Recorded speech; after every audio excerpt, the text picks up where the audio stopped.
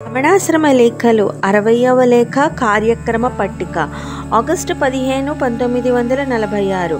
నెల రోజుల క్రిందట మధుర వెళ్లిన సర్వాధికారి నిరంజనానంద స్వాములు 4-5 రోజుల క్రిందట పట్నం వెళ్లారట. అక్కడున్న రమణ భక్తులలో ప్రముఖులైన వారితో ఆలోచించి సెప్టెంబర్ 1వ తేదీకి నిర్ణయించిన స్వర్ణోత్సవానికి నడపదలిచిన కార్యక్రమాన్నంతా పట్టికగా రాసి పంపగా నిన్న ఉదయం తెచ్చి వినయ విధేయతలతో శ్రీ భగవానుకు సమర్పించి చేతులు జోడించి నిలిచాడు టీకే దొరసామయ్యరు.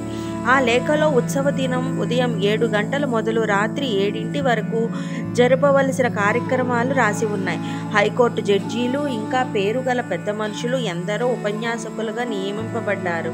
ముసిరి సుబ్రహ్మణ్య అయ్యర్, బూదలూరి కృష్ణమూర్తి అయ్యర్ గార్ల పాట కచేరీ ఇంకా ఏవేవో ఆ కార్యక్రమ పట్టికలో ఉన్నాయి. భగవాన్ అదంతా పరిశీలనగా చదివి మందహాసంతో సరిపోయింది, వ్యవధి లేని కార్యక్రమం, పోనీ నాకెందుకు, ఏమన్నా చేసుకొని నాకు మాత్రం బయటికి వెళ్ళి వచ్చేటందుకు వ్యవధి ఇస్తే చాలు. అయినా ఈ పెద్దలంతా ఉపన్యాసాలు ఇస్తారంటారే, దేని గురించి మాట్లాడతారబ్బా? ప్రసంగించడానికి ఏముంది, ఉండేది మౌనం. మౌనాన్ని గురించి మాటలతో ఎలా చెప్పడం? ఇంగ్లీష్లో, సంస్కృతంలో, అరవంలో, తెలుగులో, మలయాళంలో, అరే అప్ప అన్ని భాషల్లో మాట్లాడతారట గొప్ప గొప్పవారు. పోనీ మనకెందుకు, మనల్నేమి మాట్లాడమనకుండా ఉంటే అంతే చాలు అన్నారు భగవాన్. ఆ భక్తుడు చేతులు నలుపుకుంటూ ఇందులో ఏదైనా వద్దని భగవాన్ సెలవిస్తే మానేస్తామన్నాడు వినయంగా. ఓహో, సరి సరి, ఇదంతా నేను కావాలన్నానా ఒకటి వద్దనటానికి? ఏమైనా చేసుకోండి, వారి ఇష్టం, మీ ఇష్టం. నన్ను మాత్రం ఏ ఉపన్యాసానికి నియమించకుండా ఉంటే అంతే చాలు.